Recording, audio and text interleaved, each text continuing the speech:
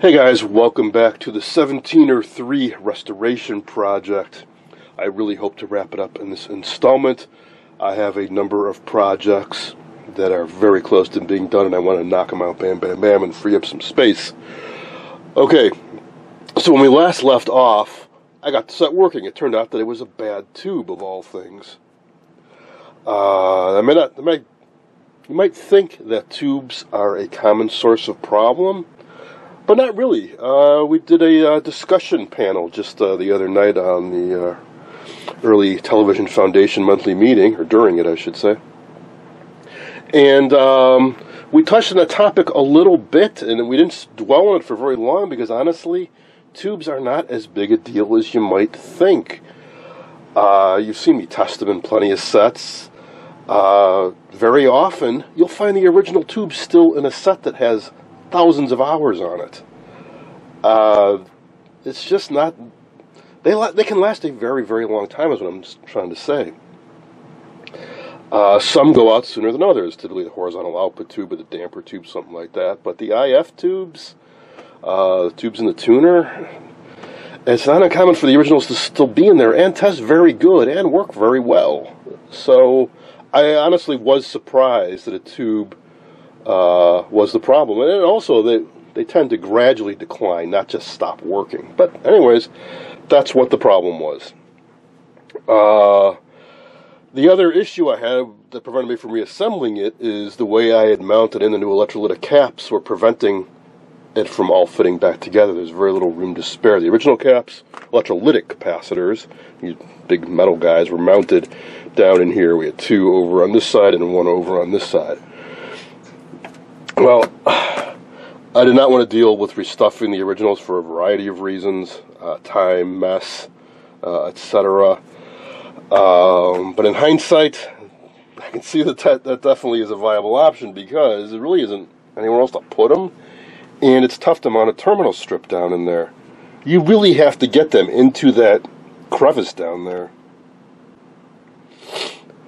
The problem I had in particular was I did mount a terminal strip here. It had mounted a couple caps vertically, thinking there'd be enough clearance. No, there wasn't.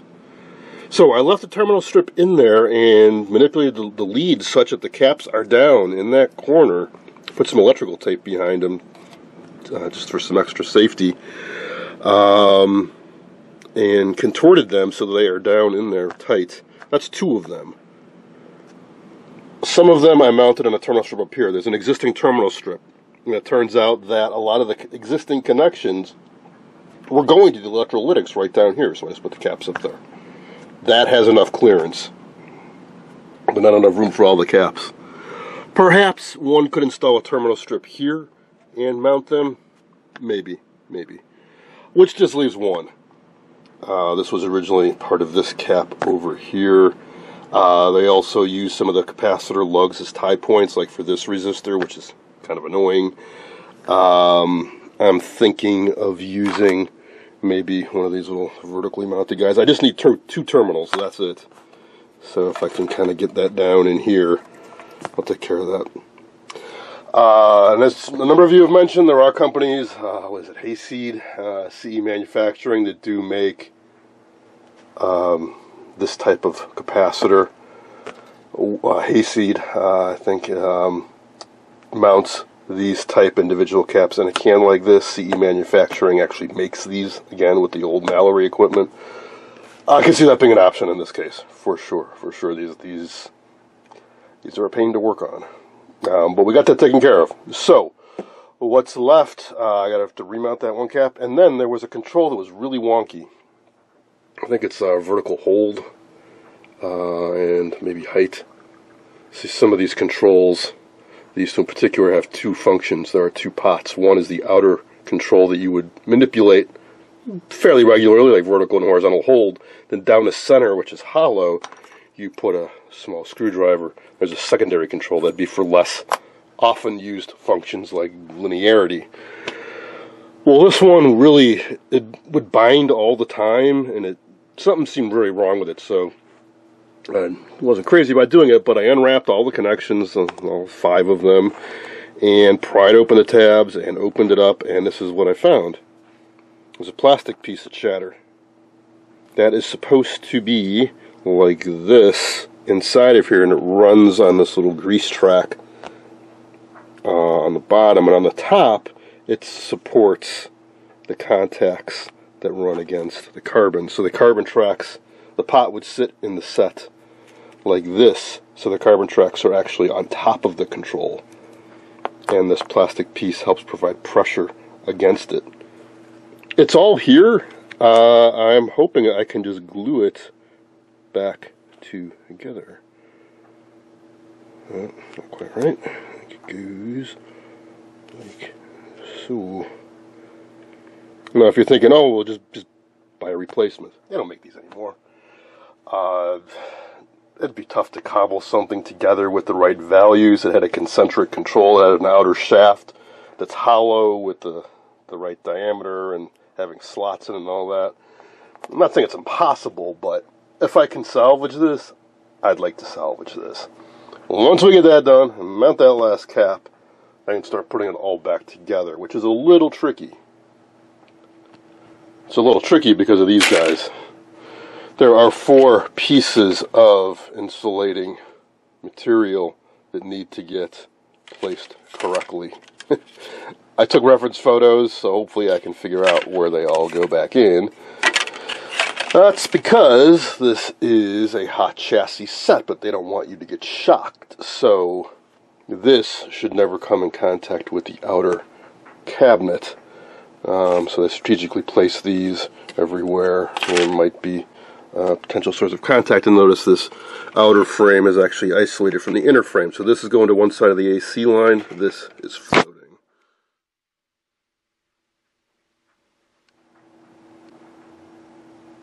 Now you may be thinking these are horrible TVs. Why'd they ever make them like this? They must not have been very successful.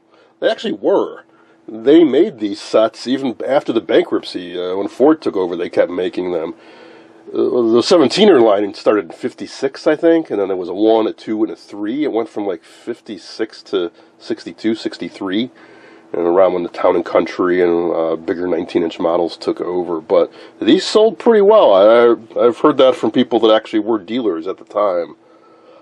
The serviceability would have come into play some years down the road as they started to fail, and probably the reason they're a little bit scarce now is a lot of them got tossed because they didn't want to deal with servicing them, and I suspect a lot of them were scrapped as well because the picture tube will work in a 17-inch Predicta.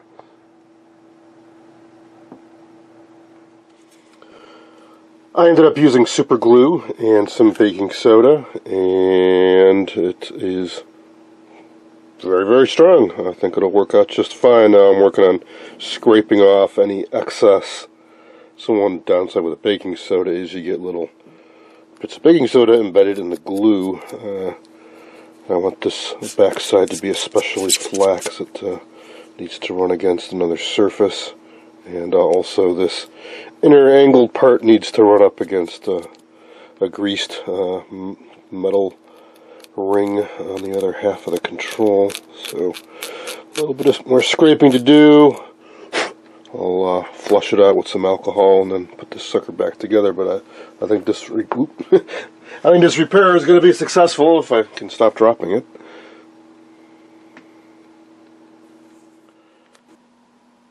After the glue set up, I reinstalled the shaft down the middle and the little brass fingers that ride along the carbon track. There's a stop on the back. Needs to get oriented with that bumper there, so that's what stops it from rotating all the way around. And then the carbon sits up on top, down like so, and then that's the final piece. And I'll have to carefully bend back those fingers to hold everything together. But before I do that, I want to clean this out, put on some new grease, and clean up the carbon track with Q-tip and some deoxit. And then I think we'll be in business. Success! After getting it all back together, put a little bit of grease around the shaft and rotating just fine. Oh, I'm testing it with my Fluke 27. A neat feature you might not have noticed is on these is there is a bar down below, which serves as a sort of analog meter. So as I rotate this, and rather than watch the numbers jump around, you can see the bar move slowly back and forth. Okay, I think we're good. The rebuilt control has been reinstalled, working very smoothly. And I finished tucking all the caps down and away, so I ended up putting a little vertical terminal strip here. I only needed 2 segments, so I broke off the top one. And that's that. I think I'll have plenty of room. This terminal strip was there originally, so I know that that clearance is fine. Now, putting it back together, that's a little tricky. So there's 4 pieces of insulating cardboard I need to install. Also, some grounding straps. Okay, that needs to get soldered back to that shield. That's something I can do right now. And the speaker. The speaker is attached to the cabinet, and it was hardwired, so I just had to unsolder the wires going to the speaker, so I need to reattach that as well. And I don't know if I mentioned this, but as part of the coupling kit that I got for this set, included one for this. I forget what it's for. I think it might be vertical retrace or something or another. Oh no, you know what it is? It bridges the hot chassis with the floating chassis. I think it's typically when you're in that situation, they put a resistor and capacitor in parallel to bridge the two to provide a path for RF. The part that had been in there was broken off. It was a cold solder joint, so they were not connected. So that has been addressed as well. The original diodes seem to be fine, so I left them in place. They're silicon, I think. And as is the original thermistor, looks fine and works. So, and fusible resistor, all that stuff looks to be good and it works. So I'm leaving those alone. And then we still have the mystery. If you remember way back when I started, I had 1 cup plate left over. Normally it would be here. And actually now I remember that is for vertical retrace. They show it in the SAMs, and there are terminals here for it, but this chassis revision does not have it. I thought about installing it, but I don't know what else I would have to change to accommodate it, so for now we're going to leave it out. The picture seemed to look fine without it, so I don't really see any reason to do that. So, I guess I'll put this back in reverse order of how I took it apart. So, oh yeah, I also want to address, I clipped a wire or 2 for the yoke when I unmounted it. So I better put some heat shrink tubing over that. Yeah, and the ground strap, and yeah, boy, this... It's one thing to recap it, but also just the construction. It's not just this set. Portable TVs, 50s, 60s, there's something else to work on because the way they packed everything in.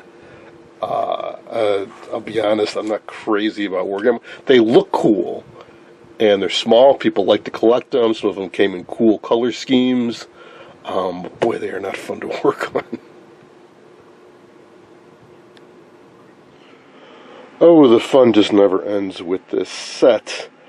I started reassembling it and thought, hey, I better do a power-up test before I completely put it back together, and fusible resistor smoked. So there seems to be a short on the B+ somewhere, so I need to take off this outer band again. Luckily, I think I only have 1 screw holding it in place so far. And review my work. I really hope it's not something pressing up against down there. But I think I found the problem, or at least I certainly found a problem. So I had this terminal strip mounted, and the caps were down in this way originally, and I'd had this cap pointing up, mounted vertically, and that was bumping into the CRT, so I kind of twisted it and put it down this way so it's nestled down near that crease, and put a little electrical tape for just some extra security. Well, I thought I'd double, triple check the polarity turn it around here, the negative side is supposed to go to the fusible resistor. And that is going to this lug, brown wire. Goes around and around and around, and goes up this way. It's in this bundle, and comes over here. And it looked to me from the other side like it was attached to this guy. It's not.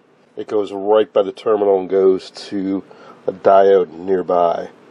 What does connect to it is a pale wire, which goes around and around. It's this guy. And comes down, and it's this guy, which I have going to the positive side. So in other words, I need to flip those two wires. Now, I only had to set on for a couple seconds. This started getting toasty, and I saw a little smoke come out of it, so I turned the set off. This actually still tests okay, and I bet that cap does too, but I'm not going to risk it. The cap is probably $4. I have a spare on hand. I'm just going to replace it. And same with the fusible resistor. It's certainly been degraded.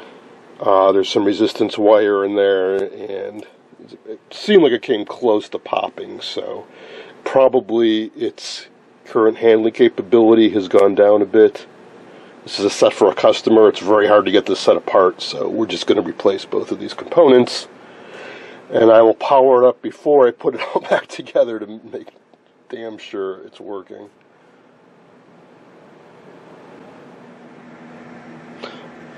Alright, I double checked that we have reception, we have sound, a good picture, so we can move on finally.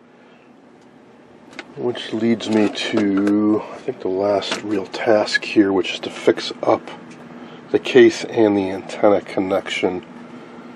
So there's supposed to be a set of connectors for the UHF and the VHF. The VHF are gone, the UHF are there. However, 3 out of the 4 things they're supposed to plug into are just gone, broke off. There should have been one of these at the end of each one of these tabs. So the VHF, who knows, maybe when somebody's working on this, they didn't realize those had to be unplugged and they yanked the back off the set and broke them off. I don't know. But somebody with a heavy hand tried to solder new wires to them, and I think I'm sure that's why it's all melted in this area. On the flip side, we have our screw terminals. That's where we're going to want to feed our new signal in. So I will more carefully attach some new wires to that and hook them into these somehow, see if I have any kind of connectors I can reuse. I'm not going to worry about the UHF. And then I noticed there's some cracks. Not too surprising, there's one here where they have a hole for, I think, a screw that goes through that area. And the slot, that's intentional, so of course that's a weak area. And also up top, where screws feed through, one of them broke off, but I have the piece, so we're going to glue that up. So a little bit of gluing and clamping and rewiring, and I think that's the last task, other than just reattaching everything with a whole bunch of screws.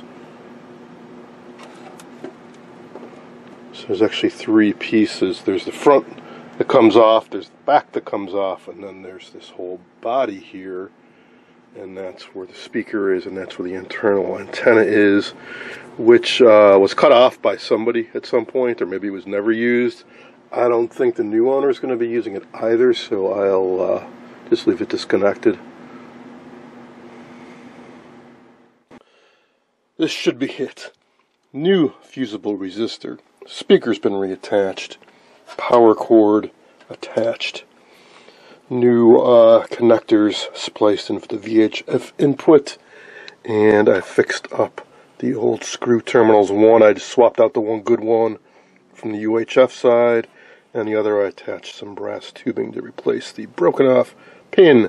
Alright, so I should just be able to reconnect the antenna, thread the power cord through the opening, put the back on, put the screws in, and then I'll have to go through the test pattern generator and tweak things.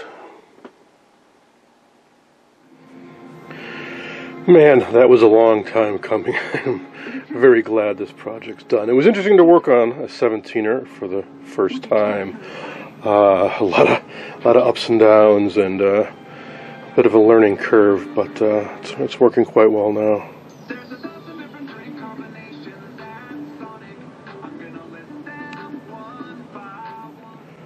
Here's another look at it with a better lighting.